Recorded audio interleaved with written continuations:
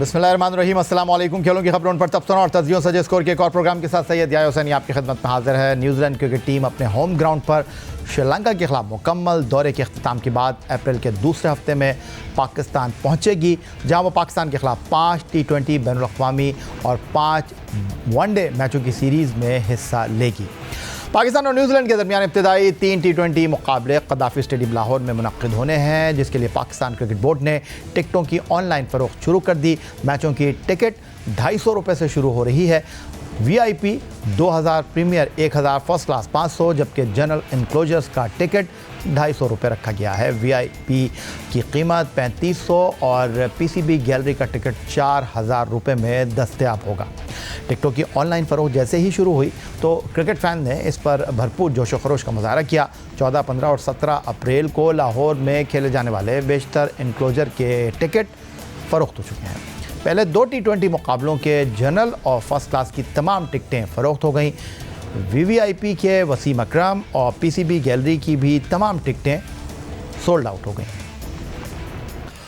Pakistan cricket board की management committee के सरबराह नजम अजीज सेठी से मशावरत के बाद नए कोचिंग स्टाफ से मामला तय कर लिए गए हैं, जिसमें डायरेक्टर क्रिकेट मिक्की आर्थर मुकर्रर हुए हैं। ब्रैडबर्न हेड कोच और मॉनी मोकल को बॉलिंग कोच समेत तमाम दीगर तैनातियाँ भी हो रही हैं। पाकिस्तान क्रिकेट बोर्ड की मैनेजमेंट कमेटी ने कौमी टीम के साबिक हेड कोच सकलैन मुश्ताक के मुआहदे में तोसी नहीं की थी और अफगानिस्तान के खिलाफ अब्दुल रहमान को हेड कोच मुकर्रर किया था, लेकिन पाकिस्तान के दौरे पर आने वाली न्यूजीलैंड क्रिकेट टीम ने पाकिस्तान के साबिक हेड कोच सकलैन मुश्ताक की खिदमत हासिल कर ली हैं। सकलैन मुश्ताक दौरा पाकिस्तान में कीवी टीम के असिस्टेंट कोच की जिम्मेदारियां निभाएंगे।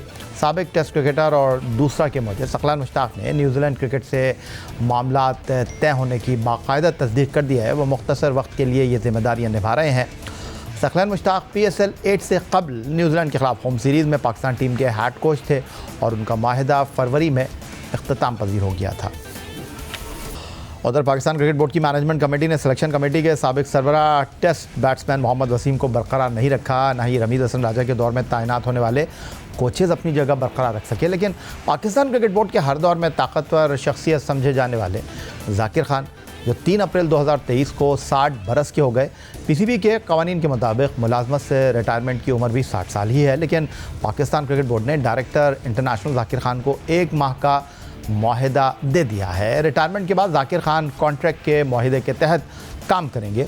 न्यूजीलैंड क्रिकेट टीम के दौरे पाकिस्तान की वजह से डायरेक्टर इंटरनेशनल को मज़ीद 1 माह का कॉन्ट्रैक्ट दिया गया है।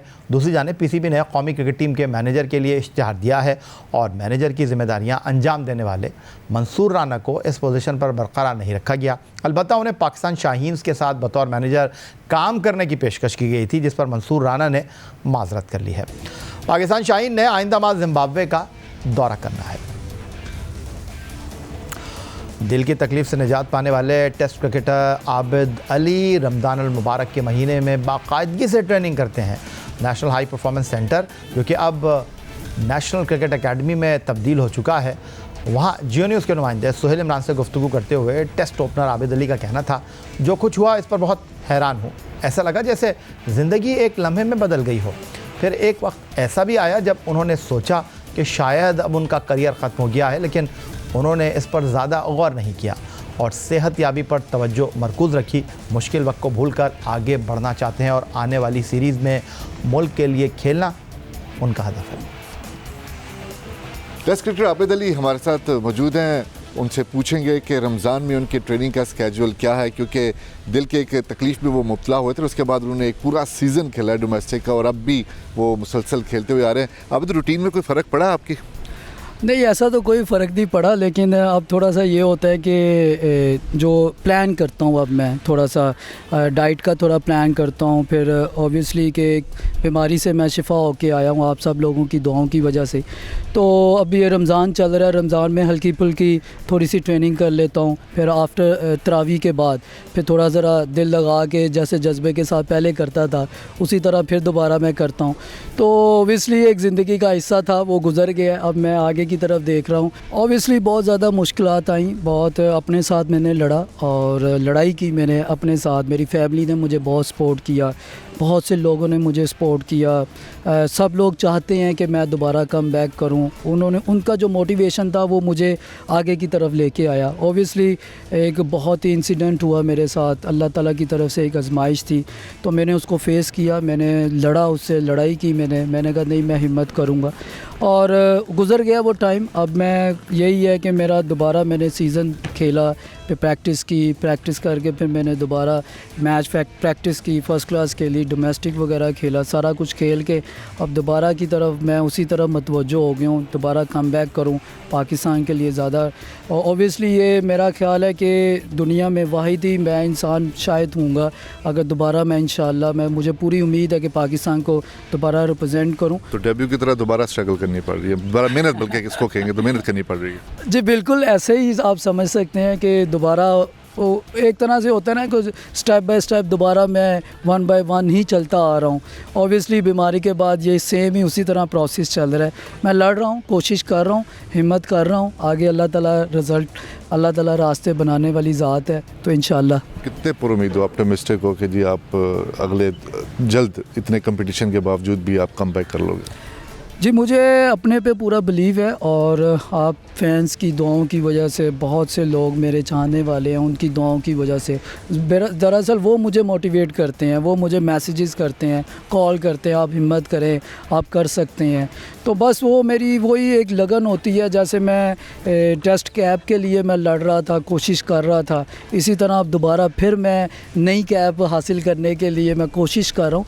देखिए मैं कोशिश कर सकता हूँ, रिज़ल्ट अल्लाह के हाथ में है, मेरे हाथ में कोशिश है। जैसे मैंने ODI और टेस्ट डेब्यू की कैप हासिल करने के लिए मैंने कोशिश की, इसी तरह बीमारी के बाद दोबारा मैं ये कैप हासिल करने के लिए, तो ये बहुत बड़ी मेरे लिए अचीवमेंट होगी, पाकिस्तान के लिए एक बहुत बड़ा मैसेज आएगा, पाकिस्तान का एक नाम रोशन होगा। बीमारी के बाद अगर दोबारा खेलना बहुत बड़ी बात होगी। तो नेक ख्वाहिशात हमारी टेस्ट ओपनर आबिद अली के लिए, जो कि एक मुश्किल दौर से गुज़रे और ज़िंदगी उनकी रुक सी गई थी, बिल्कुल उन्होंने दुरुस्त कहा। और अब एक बार फिर जिस तरह उन्होंने कहा कि जिस तरह टेस्ट क्रिकेट में डेब्यू के लिए उन्होंने तगोदो की थी, मेहनत की थी, जिद्दोजहद की थी, अब उसी तरह वो जनाब एक नए फेज़ से गुज़र रहे हैं। तो हमारी नेक ख्वाहिशात आबिद अली के साथ हैं कि आबिद अली इसी तरह उम्दा कारकर्दगी का मुजाहरा करें और एक बार फिर एक मिसाल बने इंटरनेशनल क्रिकेट में वापस आकर। उधर पाकिस्तान क्रिकेट टीम के साबिक कप्तान test wicket keeper Moin Khan Karachi में मीडिया से गुफ्तगू कर रहे थे, और पाकिस्तान क्रिकेट टीम इस वक्त मौजूए बहस है कि जी शारजा में 5 सीनियर खिलाड़ियों को कप्तान बाबर आजम समेत क्यों आराम कराया गया, उस पर मोइन खान ने क्या कहा। और साथ साथ test fast bowler Mohammad Amir के हवाले से उनका कहना यह है कि जनाब एक सेट टीम है और मोहम्मद आमिर को पहले परफॉर्म करना होगा, फिर टीम में जगह बनानी होगी, अचानक उनको टीम में डालकर जो है वो टीम का कॉम्बिनेशन डिस्टर्ब नहीं किया जा सकता। मज़ीद क्या कहा टेस्ट विकेट कीपर कौमी क्रिकेट टीम के साबिक कप्तान मोइन खान ने, आपको दिखाता हूँ। क्रिकेट होनी चाहिए और सलूशन निकालने चाहिए और वजूहात ढूंढनी चाहिए कि क्यों नहीं हो रही क्रिकेट, क्यों इंडिया पाकिस्तान आने से कतराता है या घबराता है। इसकी वजूहात जाननी चाहिए पाकिस्तान क्रिकेट बोर्ड को और गवर्नमेंट को, और government to government level cricket diplomacy होनी चाहिए। हाँ, अगर इंडिया नहीं आता, न्यूट्रल वेन्यू पे खेलने की बात करता है या टूर्नामेंट शिफ्ट होता है, तो फिर इंडिया में भी टूर्नामेंट नहीं होना चाहिए वर्ल्ड कप, वो भी पाकिस्तान को इसको अपोज करना चाहिए और उसको भी पाकिस्तान के लिए फिर न्यूट्रल वेन्यू पे होना चाहिए। मेरा ख्याल है कि क्रिकेट में रेसिप्रोकल बेसिस जो है वो बहुत इंपॉर्टेंट होती है, तो मेरा ख्याल है कि लोगों को जो स्पेशली इसमें इंडियन क्रिकेट बोर्ड में लोग मौजूद हैं, पाकिस्तान क्रिकेट बोर्ड में मौजूद है, और ICC को इस पे ज़रूर मशावरत करनी चाहिए ताकि गेम ऑफ क्रिकेट अफेक्ट ना हो, और लोगों को जो पाकिस्तान इंडिया की क्रिकेट देखना चाहते हैं उनको पाकिस्तान इंडिया क्रिकेट होनी ज़रूरी है, उनको देखना चाहिए। पाकिस्तान के टेस्ट विकेट कीपर साबिक कप्तान मोइन खान कह रहे थे कि जनाब जो इस वक्त मामला चल रहा है पाक भारत क्रिकेट के हवाले से कि भारत कहता है कि एशिया कप क्रिकेट टूर्नामेंट खेलने के लिए हम पाकिस्तान का सफ़र नहीं करेंगे, लेकिन पाकिस्तान को इस साल के आखिर में ICC 50 over cricket world cup के लिए भारत आना होगा। इसके अलावा और कोई चारा नहीं है, पाकिस्तान के मैचेस किसी तीसरे मुल्क में नहीं रखे जाएंगे। यहाँ मोइन खान ने दो टोक अल्फाज में पाकिस्तान क्रिकेट बोर्ड के मौक़िफ़ को दोहराया और उनका कहना यह था कि जी अगर आप हमारे घर नहीं आएंगे तो फिर आप कैसे तवक्को कर रहे हैं कि हम आपके घर आएंगे और आप हमारी मेहमान नवाजी करेंगे, हम खेलेंगे, एक हाथ से ताली नहीं बजती, ताली दोनों हाथ से बजती है। जब हमारी बारी पर आप नहीं आएंगे तो फिर हम आपकी बारी पर कैसे आपको आपके घर में आकर इंटरटेन करेंगे। पाकिस्तान के टेस्ट ऑलराउंडर इफ्तिखार अहमद, जिन्होंने पाकिस्तान सुपर लीग सीज़न 8 2023 से पहले बुकटी क्रिकेट स्टेडियम कोयटा में वहाब रियाज को 6 गेंदों पर नुमाइशी मैच में 6 छक्के लगाए। पाकिस्तान क्रिकेट टीम के लिए हालिया अरसे में वो काफ़ी क्रिकेट खेले हैं, लेकिन उनके साथ एक मसला है कि वो जिस तरह टीम में खेलना चाहते हैं, जिस तरह टीम में जगह बनाने के ख्वाहिशमंद है, उस तरह उनको मौका मैसर आ नहीं रहा। तो आइए आपको इफ्तिखार अहमद की तरफ लेकर चलते हैं, जिनसे हमने गुफ्तगू की है उनके करियर के नशेब व फराज के हवाले से, उनके करियर के मुस्तकबिल के हवाले से, और वो क्या सोचते हैं। आइए इस गुफ्तगू में आपको भी शामिल कर लेते हैं। इफ्तिखार, सबसे पहले तो खुश आमदीद कहूँगा, और बैनुल अक़वामी क्रिकेट में आपका सफ़र कुछ 7 साल पर मुहित है। मैं चाहूँगा थोड़ा सा शुरुआत अपनी बताएं। पेशावर से आप आए, और पेशावर को हम इसलिए भी बड़ा हाई रेट करते हैं कि पाकिस्तान के लिए टेस्ट क्रिकेट में जो 10,000 रन बनाने वाले यूनुस खान हैं, उनको कराची ने नहीं खिलाया, उनको अरशद खान पेशावर से लेकर और पेशावर से वो वहाँ खेले, और पेशावर ने पाकिस्तान क्रिकेट को बड़े होनहार बासलाहियत खिलाड़ी दिए, उनमें से आप भी एक। थैंक यू यहिया भाई। पहले तो आप लोगों का शुक्रिया, जियो न्यूज़ का शुक्रिया, जियो यूट्यूबर, जो आप लोगों ने मुझे बुलाया। बिल्कुल, मेरा जो करियर स्टार्ट हुआ है 2015 में, मैंने डेब्यू किया है, और उसके बाद आपकी बात बिल्कुल हकीकत है कि मेरा करियर थोड़ा अप एंड डाउन रहा। उसकी तो थोड़े से वजह भी है, मगर उसमें थोड़ा डीप जाना थोड़ा टाइम लगेगा। बिल्कुल, हमारे जितने भी पेशावर के प्लेयर्स हैं बहुत ज़्यादा मेहनत करते हैं, मेहनत पे ज़्यादा बिलीव रखते हैं। और जिस तरह आपने यूनुस भाई का नाम लिया, तो यूनुस भाई एक लेजेंड है, वो पेशावर से खेला है। तो और यूनुस भाई के कप्तानी में ख़ुद भी कह लो वन ऑफ द बेस्ट इंसान भी है, one of the best player भी था। तो इफ्तिखार, मैं अगर आपसे ये जानना चाहूँ कि एक ज़माना था कि सिर्फ कराची और लाहौर से ही पाकिस्तान टीम बना करती थी, लेकिन फिर हालात तब्दील हुए। अब तो लाड़काना, दादू, उसके साथ पिंडी, उसके अलावा मुरीद के सियालकोट, गुजरावाला, यहाँ से क्रिकेटर जो हैं वो पाकिस्तान टीम में शामिल हो रहे हैं। और अब वो टाइम है कि कराची और लाहौर के खिलाड़ियों को जो है वो पाकिस्तान टीम में जगह हासिल करने में मुश्किल सूरत हाल का सामना करना पड़ा है, और हम भूल गए पेशावर को। ऐसा क्या पेशावर में अब होने लगा है कि हर दूसरा खिलाड़ी पेशावर से आ रहा है? देखो यहिया भाई, मैं सिर्फ़ और सिर्फ इसका एक ही मेरे ख़्याल में है कि सारे जो जितने भी प्लेयर्स हैं वो बहुत ज़्यादा मेहनत करते हैं। मैं ख़ुद जब क्लब क्रिकेट खेलता हूँ तो लड़कों को देखता हूँ, सुबह वो नमाज़ पढ़ के वो ग्राउंड आते हैं, फिर वो दोपहर तक मतलब प्रैक्टिस करते हैं, उनके बाद वो जिम जाते हैं।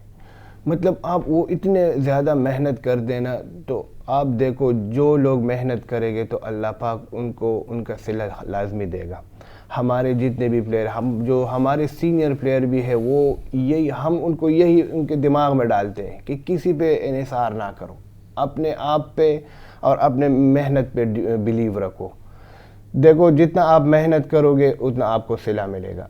तो मेरे ख्याल में हमारे पेशावर के जितने भी प्लेयर आ रहे हैं वो सारे मेहनत पे आ रहे हैं, मेहनत करके इधर इस मुकाम पे पहुंचते हैं। इफ्तिखार मेरे साथ मौजूद हैं, और हालिया अरसे में इफ्तिखार अहमद ने जितनी मेहनत की है और अपनी सलाहियतों का जिस अंदाज़ में इन्होंने बरमला इजहार बैनुल अक़वामी क्रिकेट में जब जहाँ जैसे इनको मौका मिला है, उसका एक बड़ा एतराफ़ पाकिस्तान सुपर लीग के दौरान प्रेस कॉन्फ्रेंस शोएब मलिक ने किया। और प्रेस कॉन्फ्रेंस में वो आए थे, उन्होंने इफ्तिखार को प्रेस किया, और इफ्तिखार के बारे में उन्होंने कहा कि वो चाहेंगे कि 2023 वर्ल्ड कप इफ्तिखार को पाकिस्तान की वनडे टीम में होना चाहिए, क्योंकि इस वक्त इफ्तिखार से ज़्यादा अच्छी फॉर्म में कोई है नहीं। तो इफ्तिखार, शोएब मलिक के ये अल्फाज आपके लिए कितने अहमियत के हामिल हैं? हाँ यही भाई, देखो शोएब भाई और जितने भी हमारे प्लेयर हैं ये हमारे लेजेंड हैं। पहले तो मैं ये बात करना चाहता हूँ सबसे कि यार इन लेजेंडों की आप लोग इज़्ज़त करो। कोई है ऐसा प्लेयर कि वो 500 T20 खेल सके? वो एक ही पाकिस्तानी प्लेयर है शोएब भाई, जो इतना 500 T20 खेले। दुनिया में थोड़े से प्लेयरों में से हैं। तो हमें अपने प्लेयर, अपने लेजेंडों की इज़्ज़त करनी चाहिए। और दूसरी शोएब भाई की जो एक दो बातें हैं, इनके साथ मेरा मोराल बहुत ज़्यादा हाई हुआ है, क्योंकि इतना बड़ा लेजेंड आपके बारे में इस तरह बोलता है तो मोराल और भी बड़ा हो जाता है। इफ्तिखार, ये बात मानते हैं आपके ये शक्ल, सूरत, दोस्ती, यारी, ये चीज़ें भी आपको बैक करती हैं मीडिया के अंदर? अगर आप ज़्यादा बात नहीं करते हैं, चाहे आप जितनी भी अच्छी परफॉर्मेंस कर लें, लोग आपको उस तरह रेट नहीं करते। लेकिन अगर आपकी अच्छी दोस्ती यारी है, अच्छी सलाम दुआ है, तो आपकी एवरेज भी परफॉर्मेंस है, थोड़ा सा हल्का हाथ रखते हैं। क्योंकि इसलिए मैं आपसे सवाल कर रहा हूँ, क्योंकि आपसे बेहतर इस बात का कोई जवाब दे नहीं सकता, क्योंकि आप भी इन चीज़ों को फेस कर रहे हैं। देखो यहिया भाई, आपकी बात तो मेरे ख्याल में ठीक होगा, क्योंकि मीडिया पे थोड़ा प्लेयर्स को थोड़ा उठाना ये भी एक है, मगर मुझे इस चीज़ पे बिलीव बिल्कुल नहीं है। मुझे बिलीव है अपने परफॉर्मेंस पे। जो प्लेयर परफॉर्म करेगा वो टीवी दिखाएगा, उसके हेडलाइन आएगी। जो नहीं करेगा वो तनकीद भी उनके ज़िम्मे आएगा, क्योंकि ये जो पाकिस्तान की टीम है ये 24-25 करोड़ अवामों की टीम है। यहाँ आप परफॉर्म करोगे तो ये लोग आपको ऊपर लेके जाएगा, आपको सर पे बैठाएगा। अगर नहीं करोगे तो 25 करोड़ अवाम की टीम है, फिर आप पे तनकीद भी करेगा, तनकीद के लिए रेडी भी रहना पड़ेगा। तो मेरे ख्याल है कि देखो यारी दोस्तियाँ अब मैं क्या बताऊँ कि होनी चाहिए होनी चाहिए कि नहीं होनी चाहिए। हाँ, हर किसी के साथ यारी दोस्ती होनी चाहिए और मीडिया में भी होनी चाहिए। अच्छा, आपको मिसबाह-उल हक साहब की कप्तानी में खेलने का मौका मिला। आपने if I am not wrong Oval में अगेंस्ट इंग्लैंड 2016 में डेब्यू किया और मिसबाह-उल हक ने आपको 3 डायमेंशन प्लेयर कहा। लेकिन इफ्तिखार, आपने तो बैटिंग करके भी दिखा दी, आपने तो बॉलिंग करके भी दिखा दी, आपने तो छक्का भी मार दिया, आपने तो T20 क्रिकेट में ऑस्ट्रेलिया में जाकर 350 कर दिए, जहाँ पर हमारे बड़े बड़े खिलाड़ियों की जो टांगें हैं वो कांपने लग जाती थी। तो लेकिन वो जो आपकी 3 डायमेंशन वाली खुसूसियात का मिसबाह-उल हक ने तस्करा किया, उसको हमारे कप्तान यूटिलाइज़ करते हुए अब तक नज़र नहीं आए। तो आप तो हर चीज़ में तैयार हैं। हाँ देखो, बिल्कुल मैं मिसबाह भाई की कप्तानी में कहला हूँ और मिसबाह भाई से मैंने बहुत कुछ सीखा है और मैं उसे एज ए इंसान भी फॉलो करता हूँ, एज ए प्लेयर भी मैं उनको फॉलो करता हूँ। दूसरी बात कि हाँ, 3 डायमेंशन प्लेयर मुझे कहा हुआ था और मैंने अल्हम्दुलिल्लाह डोमेस्टिक क्रिकेट में भी दिखा है। जब भी मुझे इंटरनेशनल क्रिकेट में मुझे मौका मिला है बॉलिंग दिए तो अल्हम्दुलिल्लाह, जिस तरह ऑस्ट्रेलिया की टीम आई थी यहाँ पे, तो मैंने 2-3 मैचों में मैंने बॉलिंग की, अल्हम्दुलिल्लाह 20 रन से कम 4 ओवर में रन्स दिए और एक आधा विकेट भी लिए। तो ये असल में कप्तान को एक तो कम्बिनेशन की बात होती है। अगर आपके पास 2 जेन्युइन स्पिनर होते तो आप उनसे काम लेते। हमेशा हमारे टीम में शादाब और नवाज़ दो जेन्युइन स्पिनर होते हैं, तो कप्तान ज़्यादा से ज़्यादा उन पे बिलीव रखता है, क्योंकि उनका हक भी बनता है उसी टाइम। और जिस टाइम मुझे बॉलिंग दिए, जो मुझे ज़िम्मेवारी दिए, तो मेरा अल्हम्दुलिल्लाह उसको पूरी की हुई है।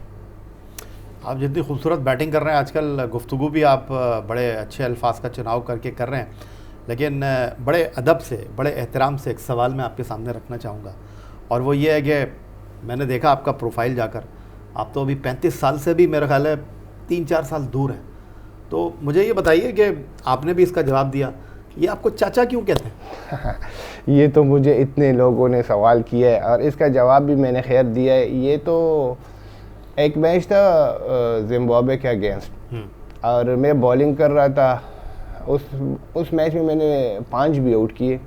तो टेलर खेल रहा था, तो मैंने बाबर को कहा कि यार बॉबे ऐसे करो कि मिड विकेट ऊपर ले, थोड़ा स्पिन हो रहा है और ये मिड विकेट मारने जाएगा, स्क्वायर लेग पीछे करे। तो उसने कहा नहीं, 1-2 दफ़ा बात नहीं मानी, मगर उसने कहा यार कर ले, स्पिन हो रहा है। तो वही उसने मिड विकेट ऊपर किया और उसने टांग रख के जब मिड विकेट मारना था वो चला गया उधर, स्क्वायर लेग पे कैच आउट हो गया। जब कैच आउट हो तो बाबर ने खुशी के साथ मुझे, वो चाचा है, क्रिकेट है, मतलब आपके इतना मतलब आपका काम कर रहा है जहन। वो जाके आउट हुआ। अब आउट, मैं रूम में आया। जब मैं रूम में आया तो मुझे मैसेज आया, चाचा है क्रिकेट। मैंने एक दोस्त को कहा क्या बोल रहा है? ओके यार, उसने बाबर का वो मैसेज होता है उस माइक में आया था ना, उसका वो आया। उसके बाद अभी तो मेरा एक 5-6 साल का बेटा है, वो भी मुझे चाचा बोलता है। यानी अब आप बुरा नहीं मानते? नहीं, बस बुरा मानने की यार, मैं तो कहता हूँ ना, देखो लोग जिस चीज़ से खुश होते हैं हम उस चीज़ से खुश होते हैं, ऐसे कोई वो नहीं है। और देखो मैं तो हमेशा कहता हूँ ना, लोग तो करोड़ों रुपयों पे वो ब्रांड बनाते हैं, अल्लाह पाक ने हमें फ्री में एक ब्रांड दिया है।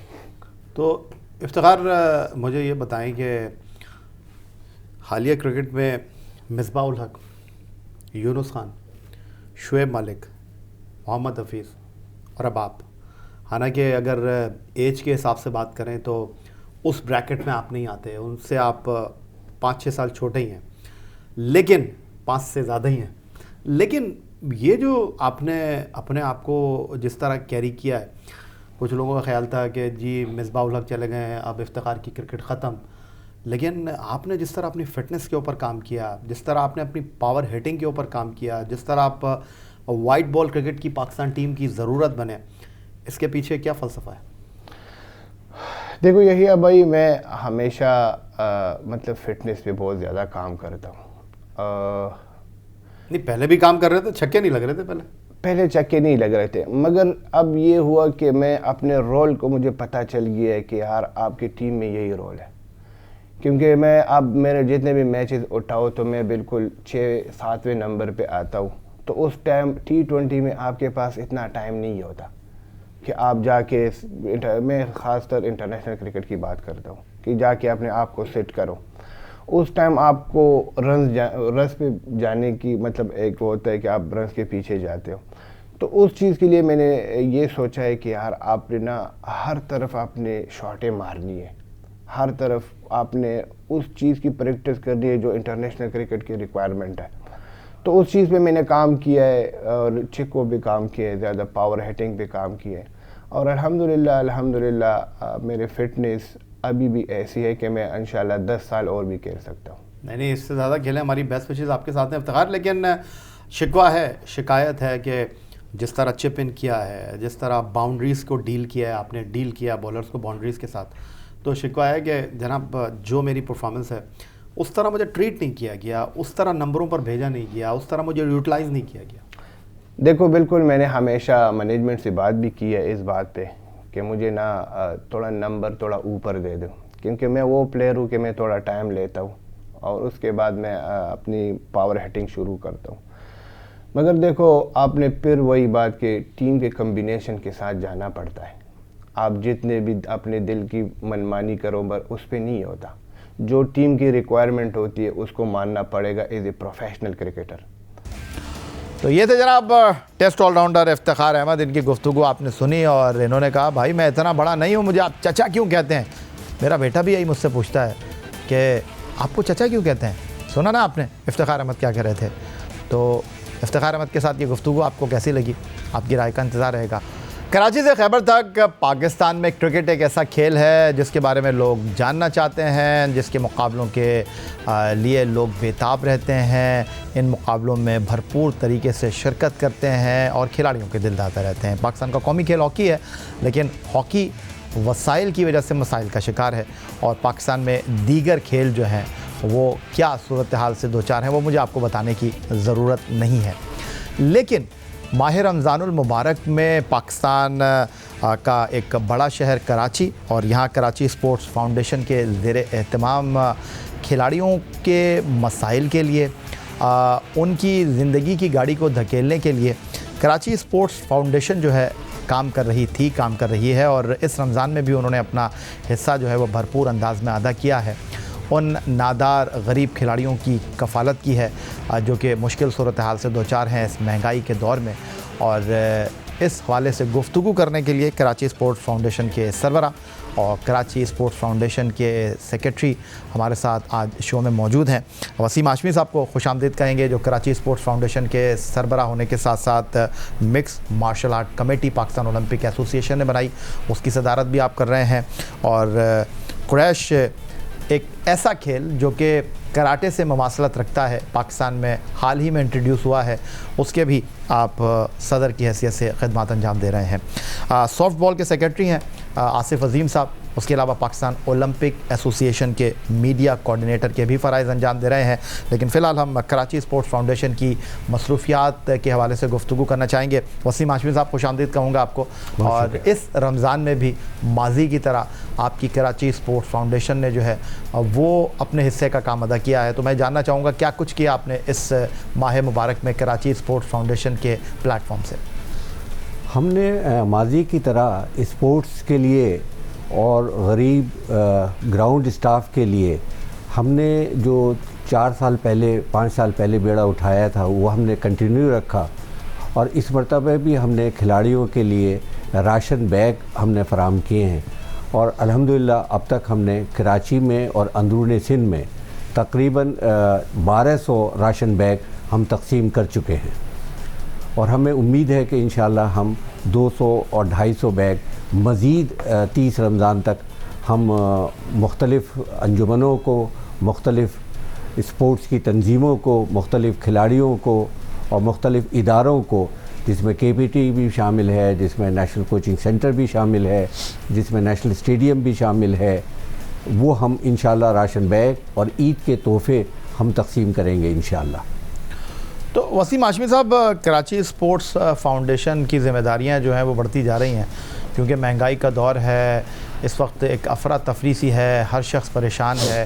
तो इस सूरत हाल में आप लोगों को मुश्किल सूरत हाल का सामना करना पड़ा, ख़ास तौर पर डोनर्स के हवाले से, क्योंकि आपका एक सेट पैटर्न है, आप सिर्फ आउट ऑफ द बॉक्स काम नहीं करते, हर महीने कुछ लोगों की किफ़ालत की ज़िम्मेदारी आपने अपने कंधों पर ली हुई है। हम इसमें एजुकेशन के ऊपर बहुत अहम काम कर रहे हैं। और हमारी एक और तंजीम है सैयद फाउंडेशन, वो बेसिकली जहाँ भी हमें पैसों की ज़रूरत होती है वो एक ट्रस्ट है और एज ए NPO रजिस्टर्ड है। तो उसके ज़रिए हम बहुत सारी चीज़ें KSF को, कराची स्पोर्ट्स फाउंडेशन को फ़राहम करते हैं ताकि हमें, और हमारी पूरी जो टीम वर्क है वो कराची स्पोर्ट्स फाउंडेशन के ही ज़रिए होता है। और अल्हम्दुलिल्लाह अब हमने इसका थोड़ा सा एरिया भी बढ़ाया है। हमने लाहौर में भी हम काम शुरू करने जा रहे हैं, अभी हमने पेशावर में काम शुरू किया है और इस्लामाबाद में हमने पिछले साल से काम शुरू किया है। और वो बहुत बड़ा काम है। हम तकरीबन वहाँ पर जो 50 राशन के बैग देते हैं, एक राशन बैग की कीमत वहाँ 30,000 है। तो हम तकरीबन वो 18-19 लाख रुपए का हम काम कर रहे हैं। और इस साल भी इंशाल्लाह नेक्स्ट वीक से इस्लामाबाद का जो है वो काम शुरू हो जाएगा। हमारे साथ जनाब सॉफ्टबॉल के सेक्रेटरी और कराची स्पोर्ट्स फाउंडेशन के सेक्रेटरी आसिफ अजीम साहब भी मौजूद हैं। तो आसिफ, जो वसीम हाशमी साहब ने बात की, मैं वो सवाल आपकी तरफ लेकर आ रहा था क्योंकि आप पाकिस्तान ओलंपिक एसोसिएशन के मीडिया कोऑर्डिनेटर भी हैं। तो कराची स्पोर्ट्स फाउंडेशन क्या सिर्फ कराची तक महदूद है, या जिस तरह वसीम हाशमी साहब ने बताया कि काफ़ी लागत आई है, आप लाहौर और दीगर शहरों में काम कर रहे हैं, तो पाकिस्तान ओलंपिक के प्लेटफॉर्म पर भी आप कोई काम कर रहे हैं जो गरीब नादार एथलीट हैं उनके हवाले से? बिस्मिल्लाहिर्रहमानिर्रहीम, शुक्रिया यह भाई। जहाँ तक KSF और पाकिस्तान ओलंपिक एसोसिएशन की आपने ताल्लुक़ की बात की, तो आज से तकरीबन 2 साल कबल जो है वो POA के प्रेसिडेंट जनरल आरिफ हसन साहब और कराची स्पोर्ट्स फाउंडेशन के हमारे प्रेसिडेंट वसीम हाशमी साहब, एक हमारे एक MOU साइन हुआ था between KSF and MOU Pakistan Olympic. और उसके तहत बेसिकली तो था कि वो इन्वायरमेंट के हवाले से था, क्योंकि IOC की भी जो थी वो डायरेक्टिव्स थी कि तमाम वर्ल्ड के अंदर जो भी NOCs हैं, उनकी नेशनल ओलंपिक कमेटीज़ हैं, वो खेल के साथ साथ जो है वो इन्वायरमेंट के ऊपर भी जो है वो काम करें, जेंडर इक्वलिटी के ऊपर भी काम करें। तो उसके तहत जो है वो हमने पूरे पाकिस्तान में जो है तमाम बड़े शहरों में हमने ट्री प्लांटेशन की। 2 साल से इसका जो था वो सिलसिला जारी रहा है। और जहाँ तक राशन के हवाले से ये बात है, तो पाकिस्तान ओलंपिक की तरफ से, क्योंकि उसके अंडर द अम्ब्रेला तकरीबन मोर देन 40 के करीब फेडरेशंस हैं, तो जो कराची से बाहर एज सच जो फेडरेशंस होती हैं या प्रोविंशियल स्पोर्ट्स की हमारी एसोसिएशंस होती हैं, उन्हें हमें जो है उसके लिए फ़ीडबैक हमें पाकिस्तान ओलंपिक से भी मिलता है और वहाँ से हमें भी गाइडलाइन किया जाता है कि जी पेशावर में ये मामलात हैं, लाहौर में ये मामलात हैं, या कोयटा में जो है इस फेडरेशन के ये प्लेयर्स को है, ये इस तरह की कोई ज़रूरत है। तो एक बड़ा अच्छा repo between POA and KSF जो है वो माशाल्लाह चल रहा है। ठीक है, बहुत अच्छा हो गया। और आप जिस तगोदो के साथ काम कर रहे हैं, जिस जाफिशानी के साथ काम कर रहे हैं, आप जो है वो मुबारकबाद के मुस्तहिक हैं। लेकिन आसिफ अजीम साहब, साथ साथ आप मीडिया कोऑर्डिनेटर भी हैं पाकिस्तान ओलंपिक एसोसिएशन के। तो कोयटा नेशनल गेम्स की मेज़बानी करने जा रहा है और जून में स्पेशल ओलंपिक मुनक्किद हो रहे हैं, तो उस हवाले से क्या तैयारियाँ हो रही हैं, अगर मैं जानना चाहूँ आपसे? ये भी पाकिस्तान ओलंपिक ने जब ये कोयटा को मेज़बानी दी थी तो आपके इल्म में है कि कुछ जिसको कहते हैं कि हालात मुल्क के और ख़ास तौर पर बलूचिस्तान के ऐसे थे कि बारहा वो मुलतवी हुए और उसके बाद फिर KPK ओलंपिक ने उसको ऑन बोर्ड लिया और वो लास्ट हमारे जो नेशनल गेम्स थे वो पेशावर में मुनक्किद हुए। अभी भी गुज़िश्ता तकरीबन 4 साल से 2019 में लास्ट नेशनल गेम्स हुए थे, तो यही हमारी तकोदो थी पाकिस्तान ओलंपिक की तरफ से भी। मगर बारहा वहाँ के चीफ़ मिनिस्टर साहब से भी और हाई अप से भी हमने मुलाकातें की, वो लाहौर भी तशरीफ़ लाए और मगर हालात जो थे वो इस तरह की इजाज़त नहीं दे रहे थे कि पूरे पाकिस्तान से जो है वो वहाँ पे प्लेयर्स जो हैं वो वहाँ पे जाएँ। प्लस उसके साथ जो था एक इंफ्रास्ट्रक्चर का भी इशू था कि जो हर गेम के हवाले से इंफ्रास्ट्रक्चर की नीड होती है, जो इंटरनेशनल या एटलीस्ट नेशनल लेवल पे जो इवेंट्स होते हैं उसके लिए ज़रूरी हो। तो अब माशाल्लाह काफ़ी हद तक जो है वहाँ पे इंफ्रास्ट्रक्चर का काम मुकम्मल कर लिया गया है। पाकिस्तान ओलंपिक के जो मेन अहदेदार हैं उनसे बलूचिस्तान की जो अथॉरिटीज़ हैं वो मुसलसल राब्ते में हैं और अगले हफ्ते इंशाल्लाह पाकिस्तान ओलंपिक का जो है एक हाई लेवल विज़िट जो है हमारे ऑफिशियल्स का वो दोबारा कोयटा जा रहा है उन चीज़ों को फाइनलाइज करने के लिए। ठीक हो गया। तो वसीम हाशमी साहब, ये अगर मैं आपसे जानना चाहूँ, क्योंकि मिक्स मार्शल आर्ट की एक कमेटी बनाई पाकिस्तान ओलंपिक एसोसिएशन ने, क्योंकि बहुत सारे खेल हैं जो मिक्स मार्शल आर्ट में आ जाते हैं, ताइक्वांडो, कराटे, अब कुरैश एक नया खेल उसका इजाफा हुआ है और आप उसके प्रेसिडेंट भी हैं पाकिस्तान में। तो मैं ये जानना चाहता हूँ ज़रा सा, ये मिक्स मार्शल आर्ट की जो कमेटी बनाई है इसकी क्यों ज़रूरत पेश आई और अब तक क्या काम कर चुके हैं आप इस हवाले से? इसमें यह सब मसला ये है, पाकिस्तान के अंदर इतने शहर कराची के अंदर, शहर लाहौर में MMA की इतनी फेडरेशंस बनी हुई हैं कि जो एक एक दो क्लब के ऊपर मुहित हैं।